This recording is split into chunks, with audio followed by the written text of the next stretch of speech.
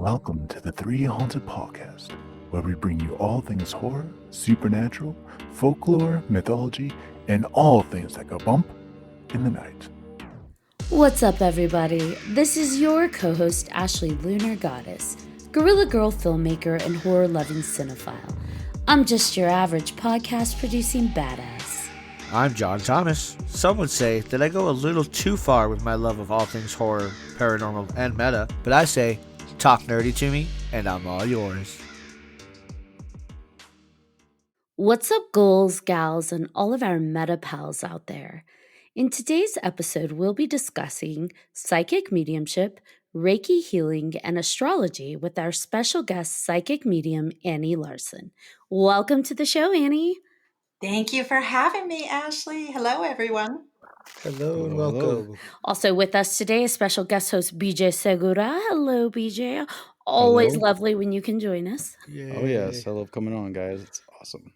Okay, so first up, we've had the pleasure of getting to talk to Annie a little bit prior to hitting record, so now I've got even more questions.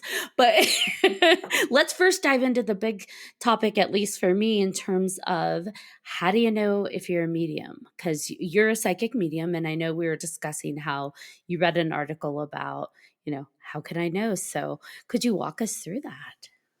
So ways that you might know that you're a medium is one, you have spirits coming to you. So because, like me, I'm a naturally born medium. I started having spirits coming to me as a very young child.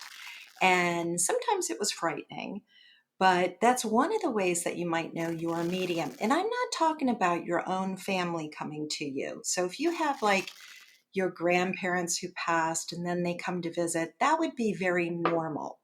I think that everyone can connect with their own family members and maybe even close friends. But how you know you're a medium is you'll have everyone's relatives coming to you who are on the other side wanting you to get like messages to maybe their friends and family. And you had mentioned there are different types of mediums, right? There are Could different you? types of mediums. So you have things like psychic mediumship, and that would be under the subtitle of mental mediumship or evidential mediumship. So you're actually have clients come to you and you give them pieces of information that they can connect to that you've got their loved one on the other side. And then from there, you'll deliver things like maybe memories and stuff that they shared. You might take on the body movements. You actually get the personality and stuff of the person who steps forward. And that really separates mediumship from psychic, because you might get psychic information about the person on the other side. But when you actually start getting the personality, that's when you're really getting into mediumship.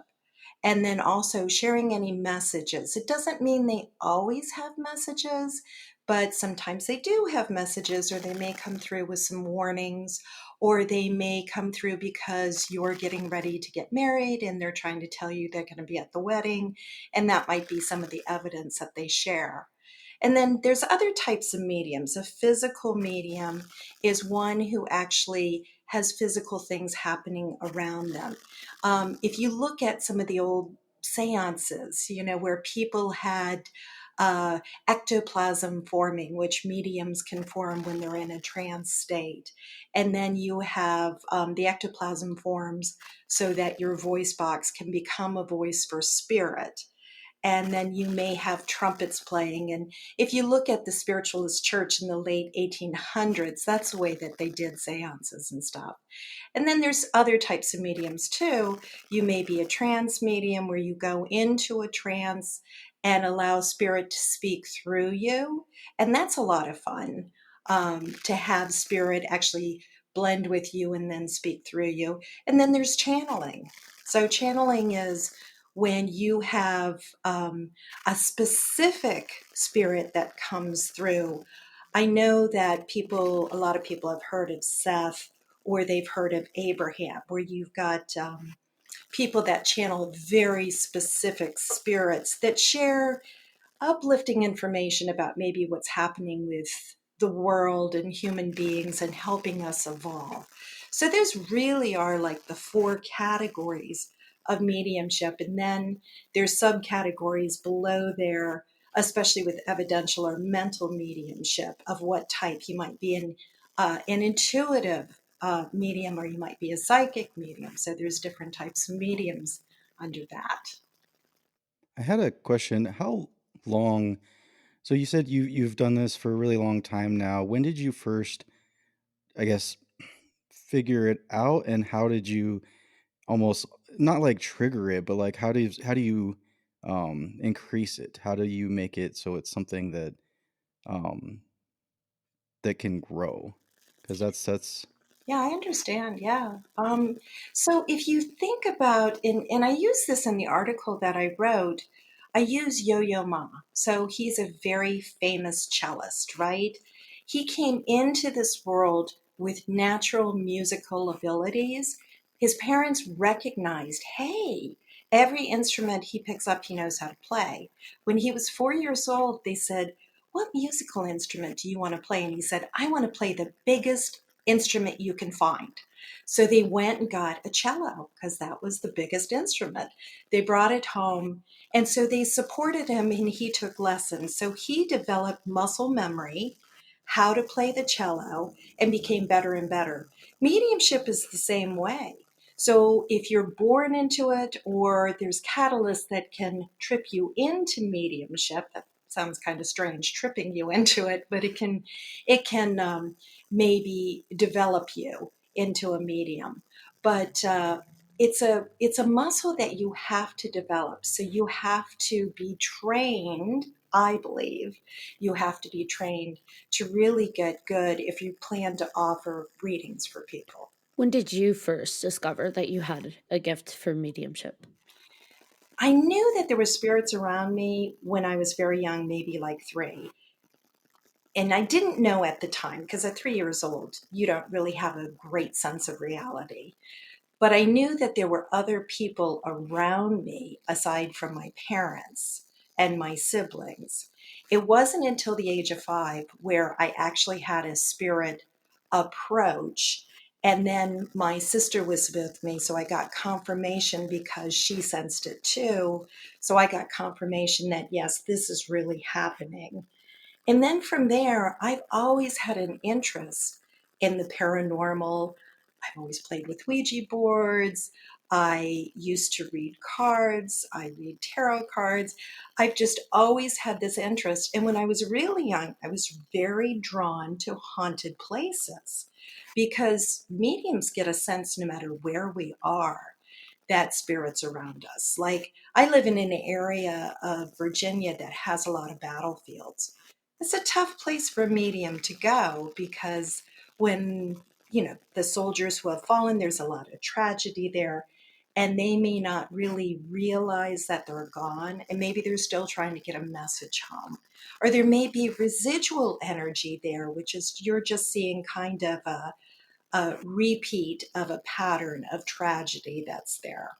But anyway, so with mediumship, it's just something that you know it when you have it, because for me, I can't turn it off. I can ignore it, but I always know when spirit's around. And that's one of the things too that for me, I don't believe that people can go, oh, I want to be a medium, I'm going to go study. I think there's got to be something there, just like Yo-Yo Ma had this propensity. I just don't think anyone, well, maybe they can. Like if you say, wow, I really want to play the cello, so you go and you buy a cello and you start taking lessons and stuff. But will you ever become what Yo-Yo Ma became? Maybe not. Or maybe it would take an entire lifetime for you to get there. You had mentioned with trance medium and channeling, there's a difference. And is it, I think, I just want to make sure I understood it correctly. So with trance mediumship, you're connecting to one specific, or no, it's any spirit that presents itself. And then channeling is one specific spirit. Is that, did I get that That's right? typically what people do like, or that's typically how they delineate. Because in trance, you could, I mean, technically you're going into trance to channel, right? But with trance, we have different levels of trance that we go into. And in fact, I'm doing a workshop at a metaphysical church in, I believe it's March. But there's different levels, and it's how much control you want to give over to spirit. That you could do light control, where, you know how when you're driving a car and you don't know how you get like from home to work? Well, think about that. That's kind of a trance state, isn't it? You kind of lose all memory. You're just driving and you're not really thinking about what's going on, and you're probably processing things. And you may even have some things come like intuitive things, or maybe you figure out decisions. Has that ever happened to you guys? Oh, absolutely. More times than it should have. I go on autopilot.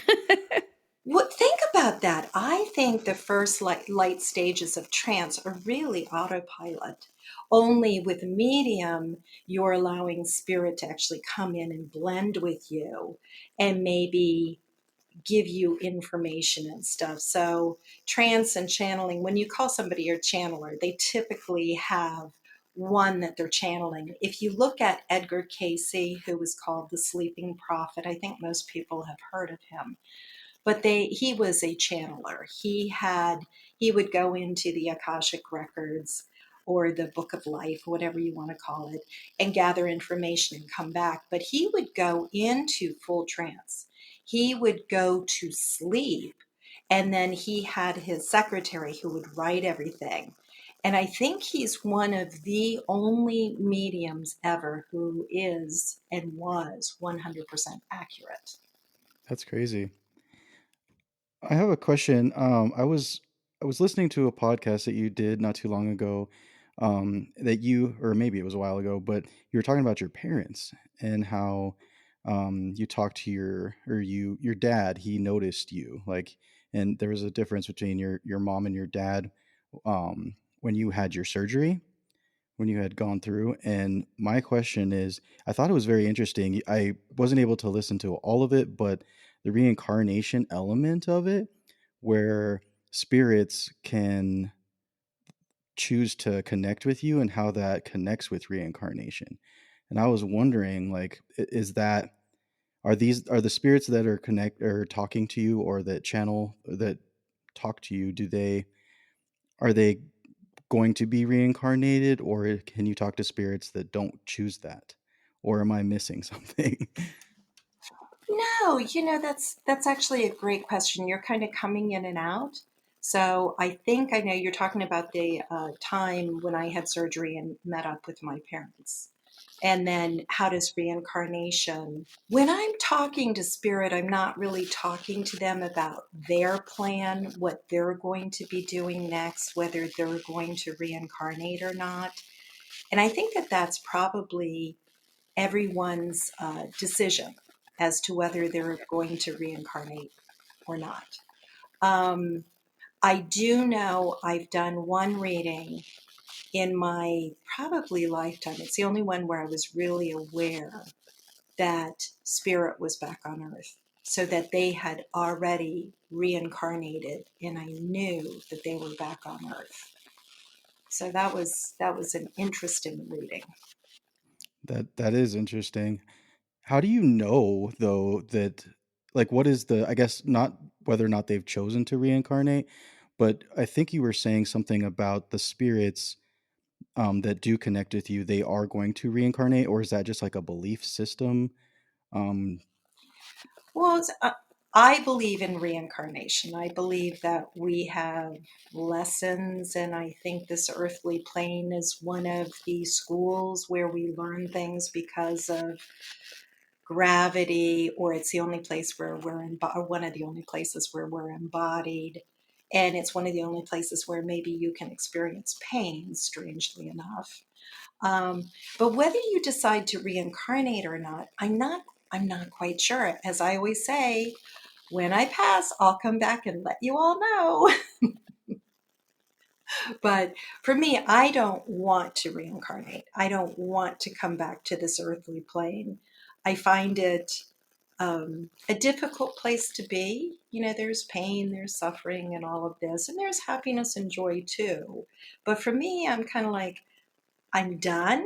I don't want to come back. I do a lot of things in various religious beliefs, even though I'm not religious at all, so that I don't come back. But do I have a choice? I'm not quite sure. I'm a tantric yoga teacher, and tantric yoga is believed that when you practice, it might be a shortcut to enlightenment and not having to come back. But again, you know, I don't think we'll really know until we pass whether we're going to reincarnate or whether we become enlightened or whatever.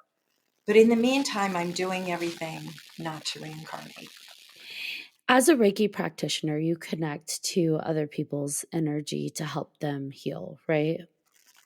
Yes, I work with their biofield or their aura or their energy field. Yes. Do you think that because you're able to connect to the energy of spirits as well, that kind of helps with the Reiki practitioner? Do you think they're kind of related in any way? Oh, there's no question they're related.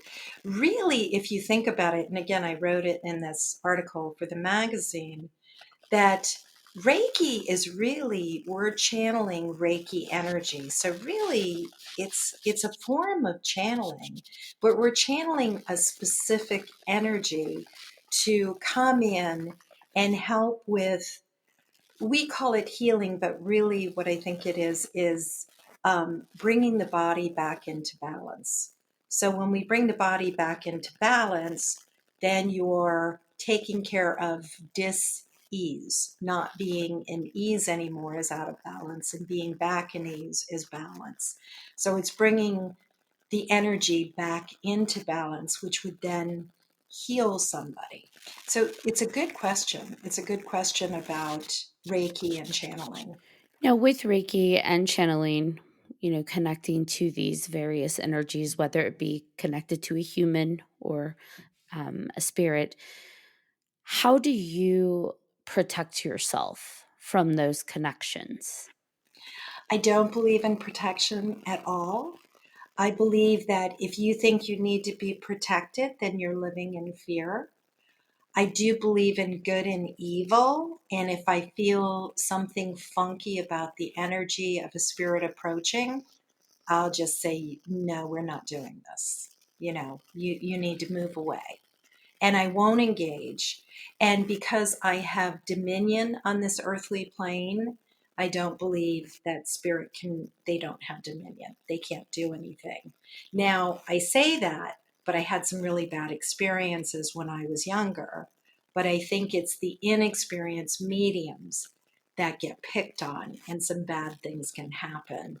Or people who are arrogant about going into spirit world because it's a totally different plane. I know, like on Ghost Adventures, when Zach first started, he was doing the craziest things by saying, come out here and, and fight us, spirits. And, I think he got a little smackdown. So I wouldn't do that kind of stuff. I always say place your energy where you want your energy. I wouldn't go into a bad part of town at 3 a.m. and start screaming, because 10 to 1, someone's probably going to come out and do something. So with that, I don't believe in protection, but I'll be careful where I place my energy, maybe. So having those boundaries ahead of time and knowing what situation not to put yourself into is all you need. Well, I think you, Ashley, you hit on it, boundaries. And it's what I teach, because I teach psychic, medium, and intuitive classes in Reiki. But boundaries are the biggest thing that I teach. Not only boundaries with spirit, but boundaries with other people too. So I think that's just really important of how you're going to work with spirit. So I really don't believe in protection, because I think the moment somebody thinks they need protection, they're in a fear mode And when you're in a fear mode with spirit, God knows what you're going to invite in. So I just wouldn't do it. That makes sense. You mentioned that you do teach, or you're going to be teaching the trance channeling. How how do you guide? How does one guide another person into that state and kind of keep them tethered, or do you? I guess maybe the question is, how does that work? It's teaching, it's walking them through it. So it's walking them through it in a safe environment and teaching them how to work with the energies. So I think everything I do, I think people feel safe around because you've got somebody there who knows how to bring somebody out. Like I do believe, and in fact, I've seen some shows and stuff too, because I love watching paranormal shows. But I have seen people get possessed, and in my own life, I've seen people get possessed. And I do believe that spirit can overstep their boundaries. So you have to be experienced to know how to kick spirit out. And you always need a really experienced person there to do that.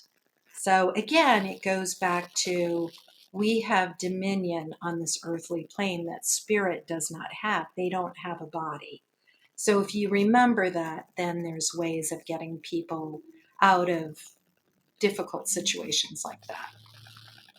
I know for quite a few people with gifts this season, we've talked about the dream world and how some people don't feel as protected in their dream state. Like they're pretty open to messages and communication and don't really have that boundary of controlling, like this is not allowed to invade this space. Is there anything you can speak to with that? So for me, I think it's just probably a practice because when I'm in the dream state, I'm very open and honest, and I tell people I sleep with the light on because if I sleep in the darkness, I'll wake up in a room full of spirit.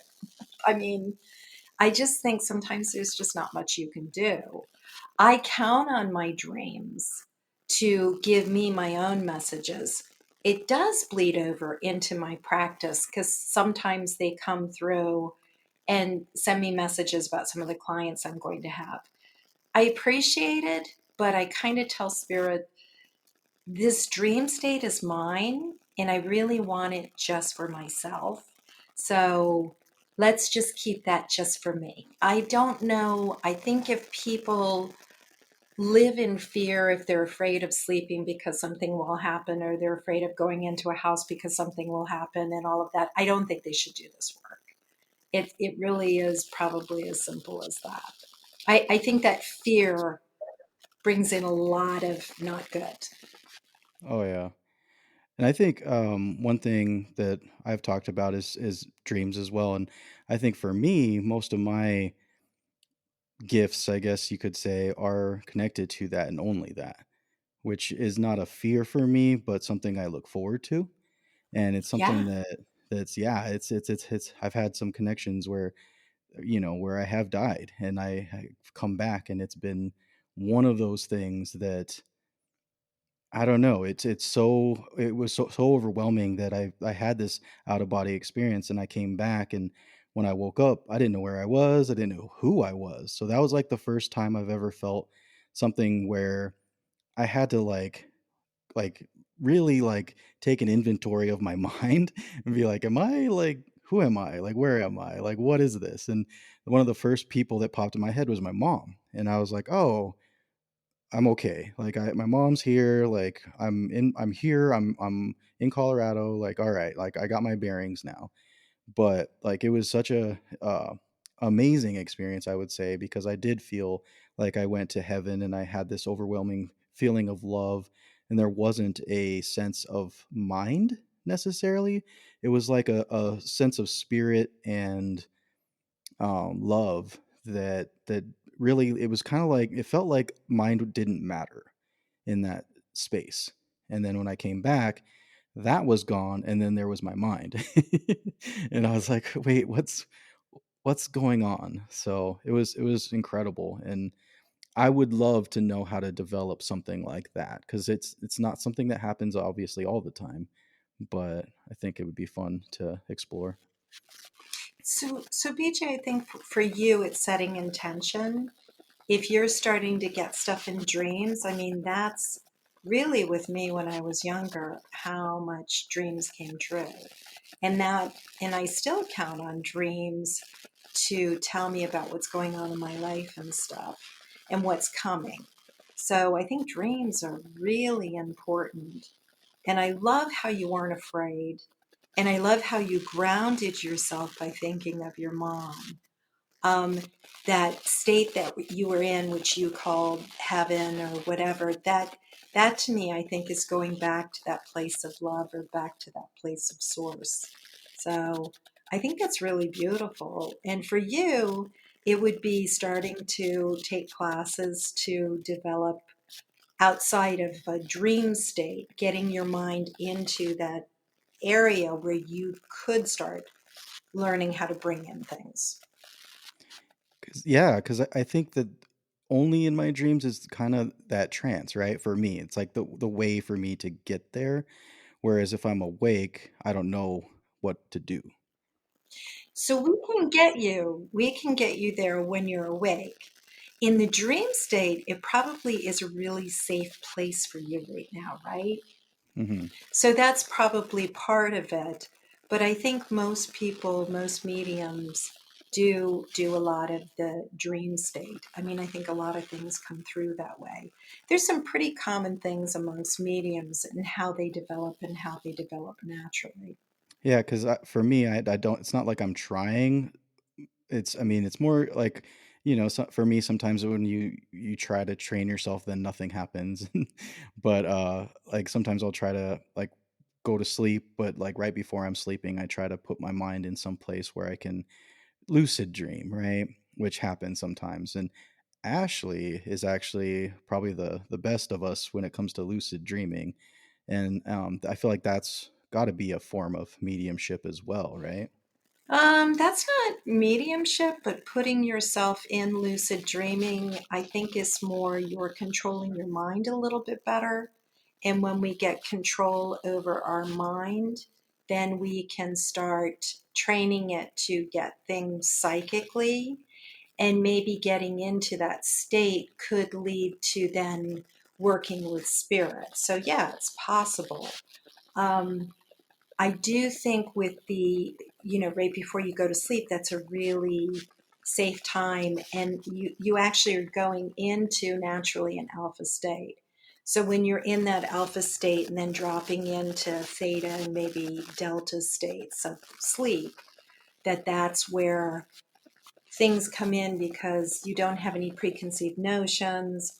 You don't have the fear. It's just a really safe place. And it's a safe place too, because a lot of people have dreams about their loved ones, and I call them dream visits because I think it's just a really safe way for spirit to come in and talk to someone that where the person won't be afraid.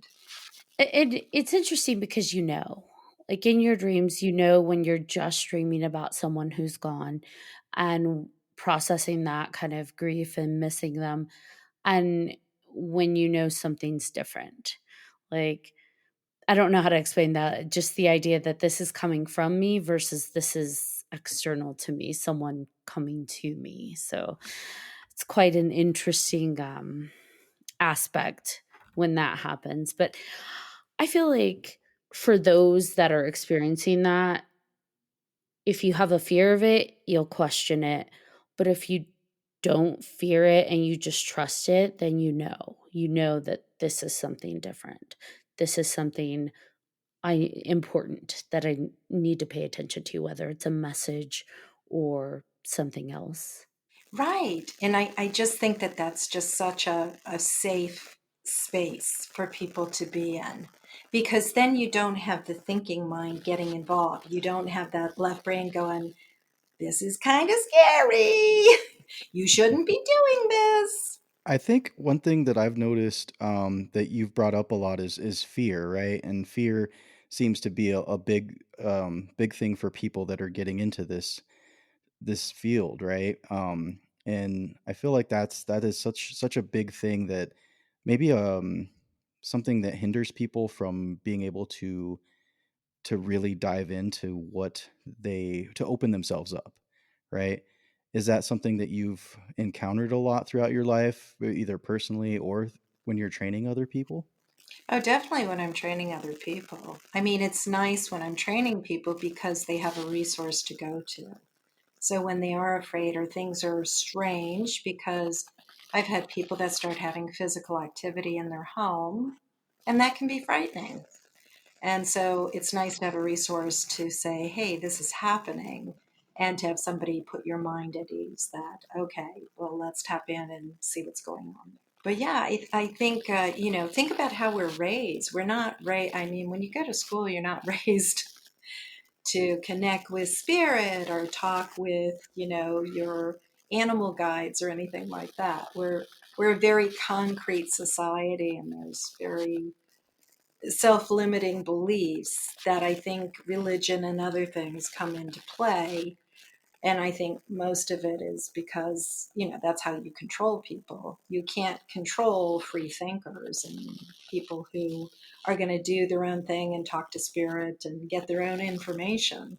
So I just think that, we're a complicated society, and I don't think we're raised with our intuition, and we're not raised to use our gut. And if you listen to most business people who are very successful in business, they'll say, well, I had a gut feeling about something. So, You made a good point about the fear creating some of those dynamics, drawing things in that are not ideal. And I think that translates into the dream world as well. So if you're living in fear in your waking world and you go to bed with that fear, kind of, even if it's under the surface, that's also translating into your dream state. Because I've struggled with, and these guys know that, I've been very strongly attached to my dream state for better or for worse, like sleep paralysis and oh, lucid that's dreaming. frightening.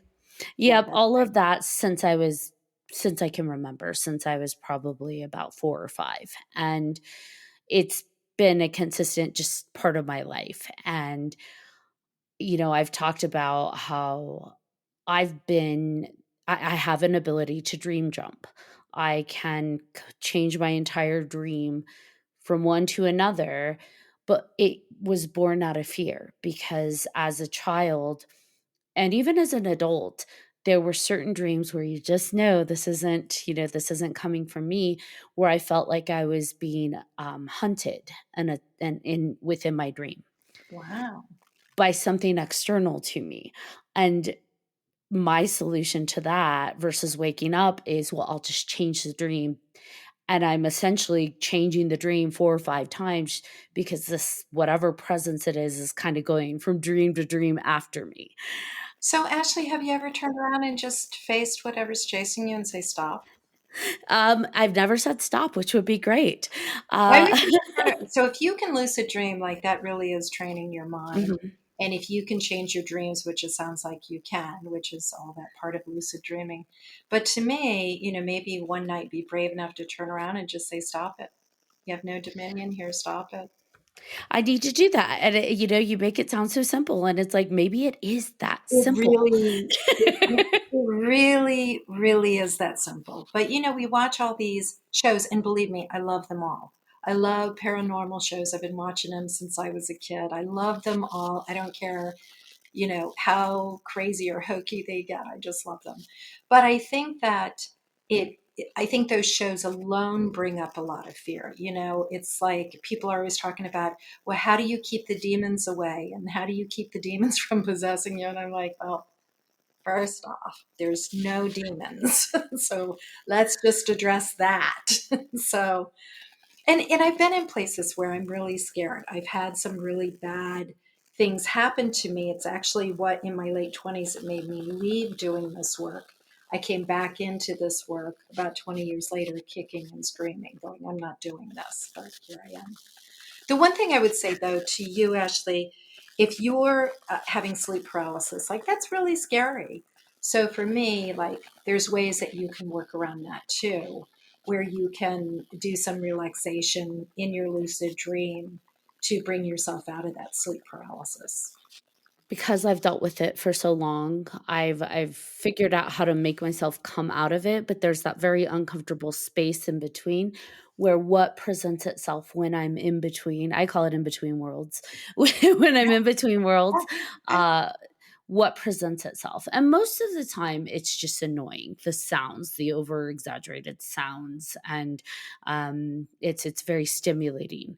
But for the most part, it's not too bad. But there have been occasions where things present themselves and I'm like, oh gosh, nope, I need to wake up. And there's the vulnerability. But I think to what you've been saying, it's the fear that I have to really come to terms with. And I like the way you said it, that on this human plane, they do not have dominion. And even if that's within my dream state, that's still my dominion. And so for me to come to terms with that, hey, this is my dominion, this is my space, you're not allowed here.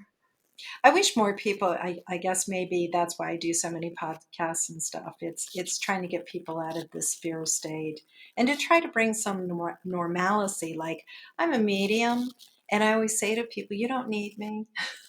you you can connect with your own loved ones. They can come to you, but I understand that they don't trust themselves. And a lot of times too, like when I'm doing psychic readings or mediumship readings, especially psychic, I'm like, look, I'm not telling you anything you don't already know. You don't need me. You're just getting confirmation from me. And with mediumship, I'm like, I'm sure spirit is trying desperately to get in touch with you. You're just not paying attention. So here, let me give you some things to pay attention to so that you have the ability to communicate with your own loved ones. I really believe we've just lost our way as human beings. You know, we are spirit having a human experience. I do think we're supposed to have our human experience and experience all the great and awful things about, you know, this dimension of earth. But at the same time, we have to remember that we're spirit. And how I see people first is their spirit. I see their, like, you know, their light before I see anything else. Is that something, is that why you do what you do? That you either want to help people get over that fear, or, and you said you also love the ghost shows and all of that. Is it something that you like to go to these places yourself? Like, is it a curiosity thing? What is it that really draws you into what you do? So for me, I didn't, I loved doing this work when I was younger until I had some bad experiences. And then when I came back into this work, I absolutely didn't want to do readings for people. I wanted nothing to do with any of this, but I couldn't shut off my connection. You never lost that all my life. But what really brought me back into this was spirits started coming whether I wanted them there or not. And they were telling me things about the people around me, whether I wanted to know it or not. And when I finally started sharing some of my stories, it was, or, you know, from spirit, sharing what they were saying, I watched their faces go from grief to resolution. I saw them heal right in front of me. When I do readings for people and reconnect them with their loved ones, because normally there's unfinished business or there's some guilt or there's something that we as a human being are carrying, that when spirit comes through and gives them the messages or gives them the evidence of what they need to move on with their life, I believe that that's just healing. And I think it's healing not only for human in the human existence that we have, it's healing for spirit too. I've had a lot of spirits come through that needed forgiveness. And when they get the forgiveness, then they can move on too. So for me, I want to take the fear out of this for sure. But I also want people to realize, like, you don't really need external people helping you. You know, maybe someday, and I always say this, especially with the ones who are being born today, I don't think people will need mediums in the future. You know, I think they'll just know that they have that connection and they'll be able to, you know, stay in touch when they need to. Where did your initial hesitation come from? I know you said you came back like not really wanting any of this. I had some awful experiences, and one of them landed me in the hospital. Oh, okay. You travel around quite a bit, right? Is there any place that you've gone to that, as far as just being England, overwhelmed England, with? London. London's the most haunted place I've ever been. My God. Oh, it is the most haunted place. I think because it's just so old. And what's interesting is I lived in England as a child, and we lived in a monastery. It was St. Mary's, and it was built in the 9th century. That's where I started having experiences as a baby, knowing that there were other things around me, but not, when I look back on it now, I can realize, oh yeah, it was probably spirit. But when you're a couple years old, you don't realize this stuff.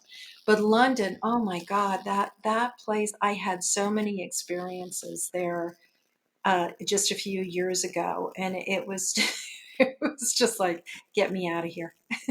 And are Too these much. like audio, or do you see things as well? Like, what kind of experiences are you having? So I use all my clairs. And I think every medium needs to use every last clair. I see, feel, touch, hear, smell, see in my mind's eye, like everything. They touch me, everything. You use every clair because you need to, because that's how you communicate, and that's how you'll be a really good medium. But I've shared this story once before. I think one of the funniest ones is funny, strange, and funny, haha, was when I was walking along in London. We came across this park. I was on a walking ghost tour, which most ghost tours, quite honestly, are not ghost tours. They're a joke. But we walked up into this area called Smithfield in London, and came upon a park, and it was just a grassy area with benches and stuff. Looked really peaceful, and it was evening. And I'm like, nope, I'm not going there. There's so much there, because when I get overwhelmed, I feel like passing out. I feel like throwing up. Like the energy is just too much. So I'm like, I'm just going to go sit this one out, and I'll catch up with you guys. So I went and sat down on a stoop by a house with a basement and stuff. And I was looking at this boot scraper that was built into the sidewalk, which was really cool. Like, how old was this thing? It probably was there in the 1700s. And the next thing I know, like, all these spirits are coming up the stairs. And I'm like, great. And, they're just floating towards me. And I'm like, I'm getting out of here, because this is just way too much. Well, found out later on that in that peaceful green grass park, I think it was 50,000 people were buried in a mass grave from the plague. So I'm like, oh, yeah, London, there's no question. If you want to go ghost hunting, just go to London. You'll encounter spirits on every corner. And not just one, you'll encounter thousands of them. So I'm not going to London. So here's the thing. You mentioned like the paranormal shows. I don't watch them, and I haven't. And here's why. And John knows this. Most of these shows, they're just in rooms. There's really nothing going on. But randomly, occasionally, they are actually in a space that has spirits. And anytime I'm just innocently watching these, it feels like someone dumped ice water over my head randomly, because it's like, oh, there's something there. And that's happened to me on TikTok when people are live streaming from places. And I'm like, okay, this is what it is. And then suddenly there was like a really random one where they're asking the spirit's name. And I was half watching it, and I was just like, its name is Paul. And then I'm like, wait, what? How did I know that? And then they were talking about something, and it just kept hitting me, like this Paul, like it was getting insistent that like it needed that its name to be correct, because they were calling it something else. And so I don't normally interact on these, and I responded, his name is Paul, because it was just I get very that. prevalent. And they're like, Paul, no, he's upstairs and he doesn't come down here. So, and I'm like, well, apparently, okay, sure. They're like, Paul's a ghost upstairs, and Paul, he doesn't come down here. This isn't his space. And I'm like, well, Paul says otherwise, but okay, sure. I could just picture Ashley yelling, Paul, Paul, Paul, stupid Paul. It's Paul. But again, normally I'm not one to I happened to be scrolling and it hit me. And so I don't like to look at pictures of I was haunted going to say, places or yeah. watch like the shows, because if there is any presence, I do feel like someone dumped a bucket of ice water, or sometimes I feel like needles like prickling my chest. And so kudos to you for going in with all your clairs open. I was going to say, yeah, I showed Ashley a picture of a place, and she's just like, okay, nope, can't look at these no more. We're good. Like, nope. I was just flipping through and then I'm like, oh, nope, take it away. Well, what's interesting is, so Ashley, you have abilities, obviously. When I'm at I go and see a lot of famous mediums because I just like to watch people work. I love to watch people do readings and stuff. So I'll go and watch, Tyler Henry or Teresa Caputo or any of these famous mediums. And you link with them. So as a medium, you can't help but get spirit. So you're linking and you're doing the same reading. So that's what you're doing. You're just naturally linking during this. And you're like, of course, even though it's probably been recorded and it's not live, but you get that information. Yeah. Well, the thing that cracks me up is here you have all these paranormal investigators, and they've been doing this, years and years. They have shows, and when they encounter something, they're afraid. And for me, I'm just like, why are you afraid? You've been doing this 20, like I couldn't imagine being in a home doing an investigation and screaming or doing something. I think the people in the home would think I'm nuts, or they would become afraid. So you have to be really, I guess, brave. And plus, too, you have to like check everything out. I think one of the funny ones is I had two women in different homes next to each other that were having paranormal activity. They asked me to come in, calm the energy down. And when I got to the door, you could hear this awful rumbling and thumping, and it sounded like a room was like collapsing, and they're all freaking out. They're going, "Oh my God, see, they know you're here. You're a medium, and they know you're here." And I said, it sounds like your washer is off kilter, and it sounds like some bottles fell on the ground. Where's your laundry room? And so we went to their laundry room, and that's exactly what happened. And I Oh, said, wow. there's a logical explanation for most things. I love it. It knows you're here. It's going crazy. They thought, oh my God, all hell is breaking loose because Annie's here. And I'm like, I think your washer's off balance. One thing talking about paranormal, the names when you said Paul, I when I listened to that podcast that you were on, you had talked about middle names. Like whenever you hear, sometimes you hear middle names come in, and for me, it's a family thing. Like in my family and my culture, especially generations past, a lot of my family members go by their middle names. They don't talk to each other by their first names, and so I thought that was pretty interesting. I thought, well, maybe that's how it was. Maybe that's what's being channeled is that you're hearing their name, but that's exactly what they went by, because at least that's how it was in my family. Interesting. No, I really think that spirit works with me giving middle names because I do think people are skeptical, and I don't care. Like, I think it's great. You should be a skeptic, just like the story I just told you. Like, let's look for logical explanations. But I think I get middle names because they're very difficult to like look up. It's just not common. Like, I think people think that, oh, these mediums are looking at us up on social media, which cracks me up. I'm like, wow, have you ever tried to find an old friend on social media? And how many people have the same name? Like, I just know this from trying to find one of my old friends and, messaging people, and they're like, who the hell are you? Or leave me alone. So, anyway, that to me, I think is ridiculous. But I do think the middle names come through because it probably is better evidence for spirit to share. It's just not as common. And a lot of times, too, people will say, I don't know their middle name. And then they get back in touch with me and will say, oh, yeah, their middle name was, whatever.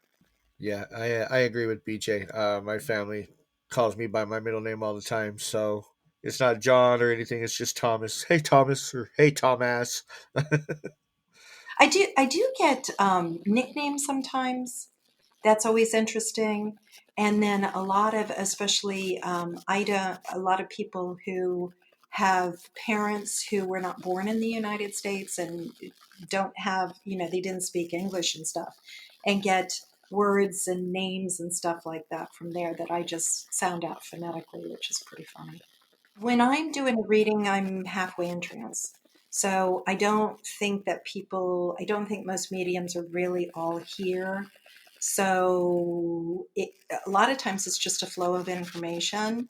And sometimes stuff comes out of my mouth and I'm like, where did that come from? Because, it's not my thinking mind.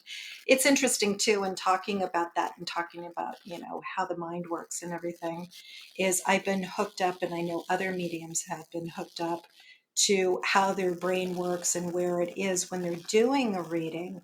And they found that when mediums are doing a reading, they are not accessing memory banks. So it's not part of their memory. It's a completely different area that they're accessing. So it's interesting that mediumship works much differently than people thought with the brain activity and how it would be. So you're not connecting to maybe a bias, is that what it is? Thinking about like memories. So I'm not connecting with my memory banks, right? Right. I'm using a different part of my brain. Mhm. It's a flow. It's for me, it's just a flow of information that comes in. Now, how do you incorporate astrology into what you offer? So for me, everything's connected. So as a psychic, you want to know, sometimes you want to delve a little bit deeper. So you may pull out some tarot cards, and tarot and astrology, psychic, healing. All of these things for me are all the same thing. It's all about healing. So astrology is just something I've been fascinated by, because I do believe it is a blueprint that you bring in about the karma, meaning the actions that you're going to experience in this dimension. So it doesn't mean you have to experience it all, but it's what you brought in to maybe experience. So astrology has been something, because if you look at life purpose, we all want to know why we're here, right? We want to connect with our loved ones on the other side. And then the next thing we want to know is, why are we here and what's our purpose? And that's where astrology comes in for me, because I think it can help lead you into where your life purpose might be. What did you come into this world to experience, and how are you leaving this world? And what is the core of what you'll be doing here? So that's where astrology comes in for me. It's more about soul purpose, life purpose type stuff. Okay, I see. Is that like a soul contract thing, like for like with reincarnation? Is that something that you can connect to through astrology, or is that something different? So soul contracts, it's that life between lives where you go and you talk to whoever you're going to reincarnate with, your soul group, and those soul contracts that you have. I don't know that that's something that I would even share, because how could somebody prove that? I typically only do the stuff that people can say, yes, I can connect with that. Like, I don't read people's angels, I don't read your spirit guides. I'll help you connect to your own spirit guides and angels, and soul contracts too. I think that's really personal to you. I don't think Right. people can tell you what your soul contracts are. Now, through past life regression, which is another thing, I've been certified through Brian Weiss. Past life regression is a great way to maybe experience lives and lives between lives, to maybe see if you have a soul contract there. Because most people, when I regress them, go back and they're meeting people that look differently. And I'm like, okay, how do they look? But how do they feel to you? And they're like, wow, I think this is my brother who was my husband in a past life. And then it's, what did you experience in the past life? And what did you carry into this life? Which really isn't soul contract stuff. But soul contract stuff is in there. What did you all decide to do before you incarnated here? Yeah, that's that. It does. And I've always been interested in doing the past regression, past life regression. I've done like a past life reading, which is obviously different, but the regression part I think would be really cool because it's, it's hypnosis, right? And Yeah, I'm using a couple of different techniques. See, a past life reading, I personally would never do because how could you say yes or no? How could right, you, unless it really resonated with you? So for me, I'm only doing things that if it's not connecting with you, then I'm just not doing it. Um, a past life reading, I don't know how one would do that. I don't know how somebody could tell you externally what your past life was. I think you can do that yourself. right. If you get my theme here, I want you all doing everything for yourselves. Without fear. Exactly, without fear. No, I do. I really want people to quit giving their power away to other people because you have it within you. You can do these things within you. Maybe not to the level that, you probably don't experience mediumship the same way I do because I've been doing it for a long time. But, maybe 20 years from now, you've been doing mediumship, you'll be at that same, ability to be able to help others in that way. But yeah. So, we've talked about past life regression before, and I guess I've never asked, but I've never thought of it until now. But how does it help to bring up the past life and the stuff that carries over? How does that help a person in the present life and I'll going give forward? you one of my great stories and my great examples. I had a client, she did training with me and stuff, and she did a couple of readings, but she did a past life regression. She did one or two with me. But in one of them, and before she did the past life regression, one of the things that I knew was that she was dealing with anorexia. So she had issues with bulimia and anorexia and eating issues.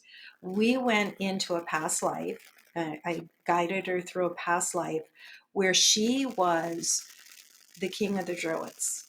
And in the scenario, in the life that she was in, the English were coming, or no, the Romans were coming. The Romans were coming, and they had to stop the Romans, or because the Romans were going to kill them.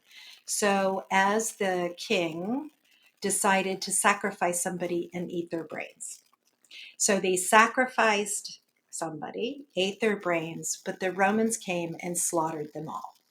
So that was her past life. After she did that, for me, I don't know about Druids. I don't know about the Romans coming into England. I don't know about any of this history. She looks it up, and that actually happened. So she looked up the Druids, she looked up the Romans, and she looked up how they tried to stop, and they would have done a sacrifice and they would have eaten the brains. So for me, I was like, and I'm not a therapist, so I can't take her through the therapy part of it, but I said, hey, maybe you want to look at this past life where you had to do something really unpleasant. You probably didn't want to eat the brains.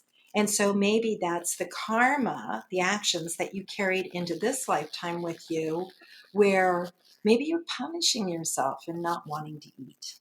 But like, I'm not a therapist, so I can't come from that point of view, but I can come from a past life for her to maybe maybe look at it with her therapist and stuff. But I find that really interesting.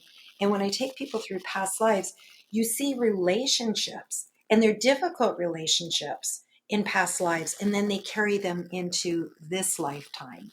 And I've actually had one who had a sister, a very difficult sister and stuff, who they had a past life with.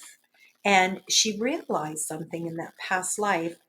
It changed the entire dynamics of their relationship after that. So I think there's things that we just bring through. Another interesting thing for me that I love to look at is people's scars, because I think those scars are probably how you died in past life. That is something that I've been really interested in with the past lives, that the scars and like how people have died, and that kind of influences maybe a little bit of what their fears are today, right? Like Exactly. if you died in a car crash, you're afraid to drive.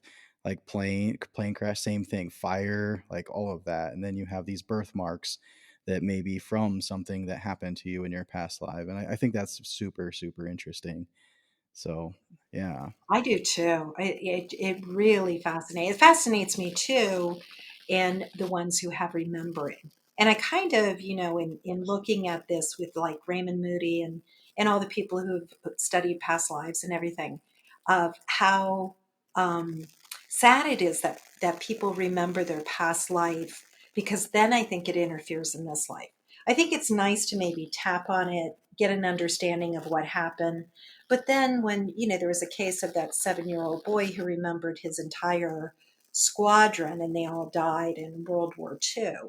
And so I think that's a lot for a young boy to have a remembering of. And he ended up meeting all of his squadron people that survived that, and, very famous cases like this. The other thing too about past lives too, I've never met a Cleopatra.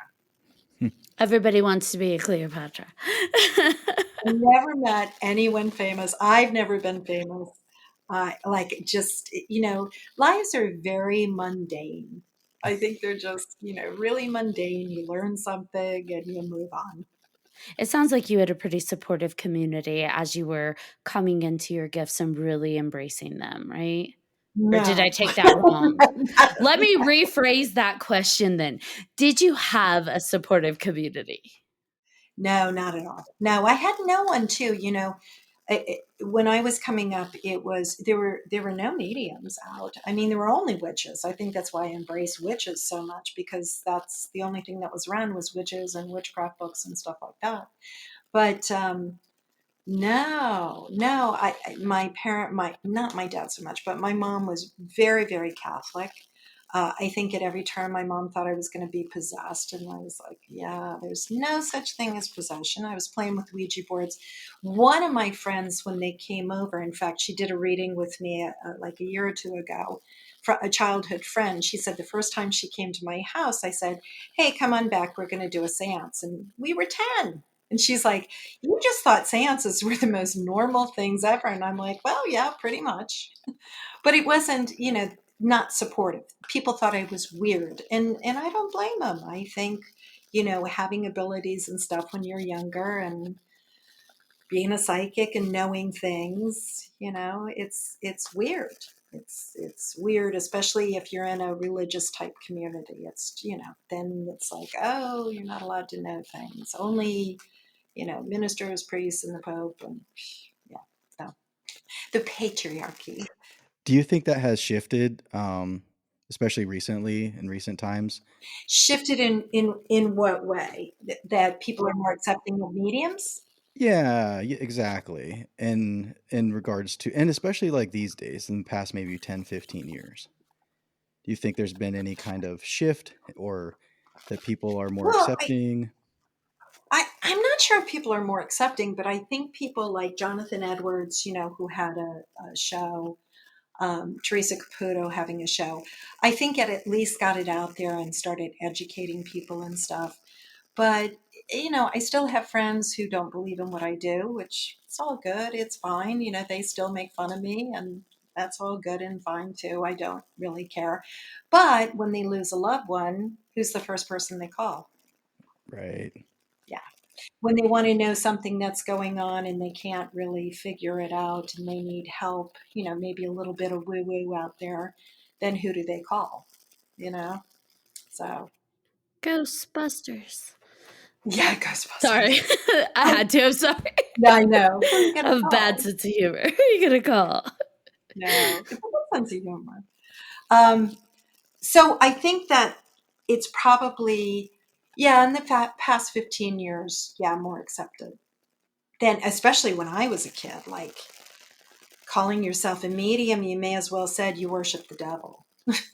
Like, Yeah, I think growing up, any time before now where New Age is starting to really be a little bit more tolerated, people have fear and they project it onto us, especially if you come from a religious background, which I did as well. And we internalize that fear as kids. And so then we're afraid of it. And that cycle has to stop. Like it needs to be normalized so we're not afraid of it. Well, I think that's funny because I know that my mother didn't want me doing this, and I know society didn't want me doing this, and I could care less. I love it. I wish I had been like you. I really think I'm the youngest of seven, and I think because, and I have mostly brothers, I have five older brothers. I think because of that male energy and having to stand up to that male energy over and over and over again, I didn't back down. And I didn't care.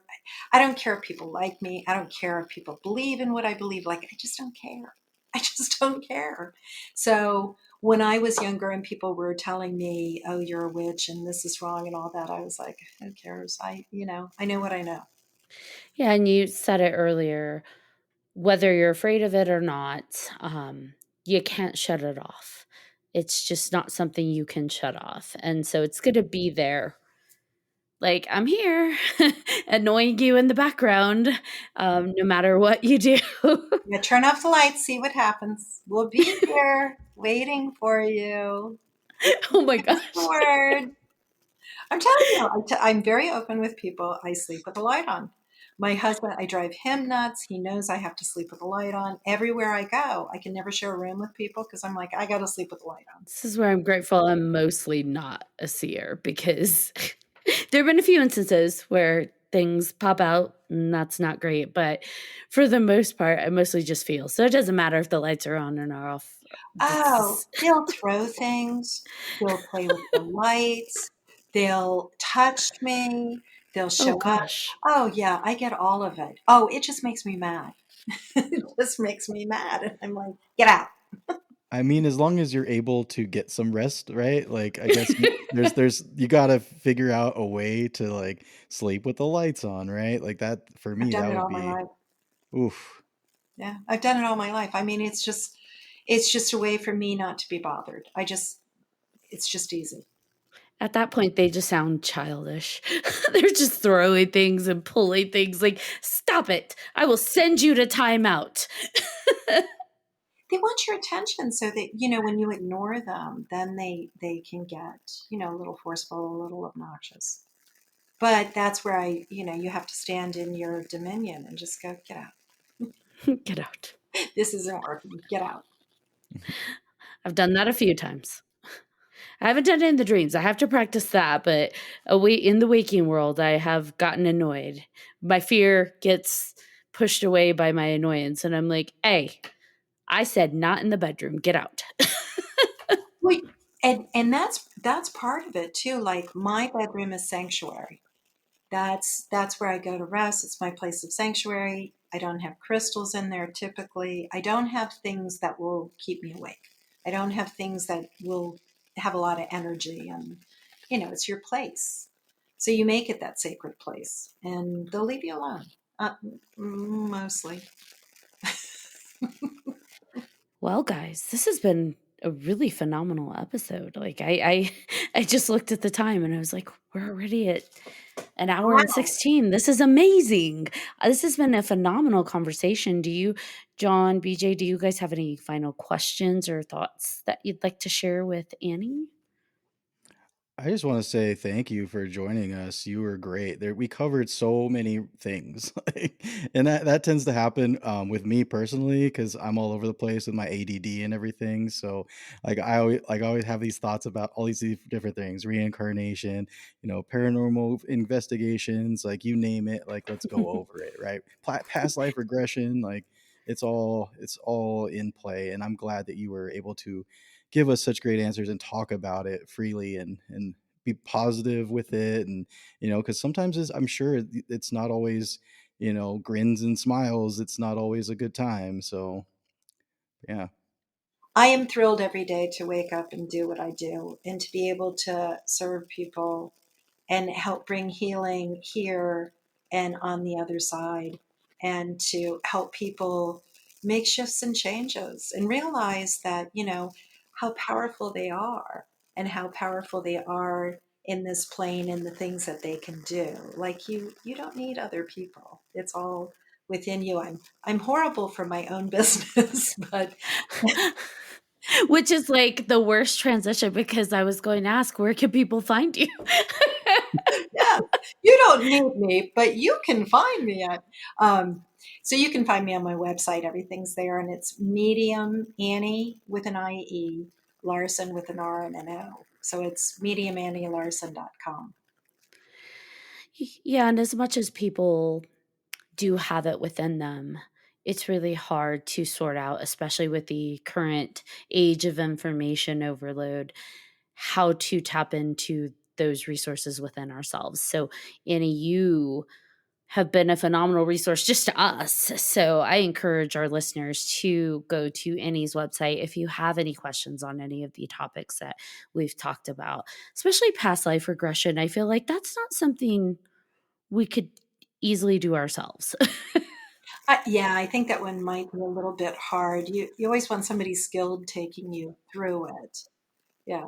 Some of your services, do you do them online or is it in person mostly? No, phone sessions are my most common way of connecting with people. So I Okay. do phone sessions all over the world. I prefer the United States because of the time differences, but no phone. I do have an office. I have a beautiful office outside of DC, and I do all the classes and all kinds of stuff there. But I do online teaching too. So I've trained people uh, in Japan. I've trained people in Europe. I've trained people in China and South America. It's pretty funny. I mean, again, I don't like those time differences so much, but yeah, with the age of Zoom and Skype and all of that, everything changed. Which I love. I love getting to be able to interact with people like yourself, just amazing individuals that teach us not to be afraid of our gifts and and are willing to be open and share on these topics because like you said, we're still in a world that isn't quite accepting. So it takes a certain level of courage and vulnerability to come and talk about these things. So thank you for being willing to come and have this conversation with us. Thank you for having me so much. I appreciate it. This has been great. All right, John Thomas. All right. Well, my final thought for the whole thing is, and I've said this before, don't feel like you have to hide your weirdness. Embrace it. Be weird. You're one of us. We love you here at 300 Podcast. You are family when you are around us. So embrace that weirdness. Find your tribe, and they will accept you the way you are. Thank you again, Annie, for coming on. Absolutely wonderful. I enjoyed this hour and 20 minutes now. Thank you Yes, guys so yes, thank you. much. And thank you to all of our listeners for listening to this episode of 300 Podcast with your host. I'm John Thomas. I am Ashley Lunar Goddess. And I'm BJ Segura. And if you have any questions, comments, or episode suggestions, please feel free to email us at 300podcast@gmail.com. And if you haven't done so already, please like, follow, and subscribe to all of our social media. You don't want to miss amazing guests like Annie. Until next time.